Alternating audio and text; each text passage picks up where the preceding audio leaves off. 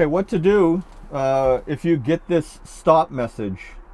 It doesn't mean that the engine is stopped. What it does mean is that there's an emergency stop tripped on the machine. Now, the emergency stop on the feed itself is resettable inside the cabin. But the rest of the emergency stops, you're going to have to check them, the functionality of them mechanically, and make sure that they're not tripped.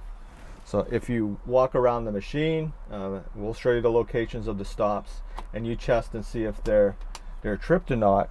Once you reset them, then you can come back inside the cabin and reset the blue button to see if you can clear that message. And in this case, we can. We found that there was an emergency stop tripped inside the cabin. We reset it, we reset the blue button, and now we're able to continue on. Okay, as I mentioned, there's 3 mechanical emergency stops on the T40. One is here on the left-hand side of the machine.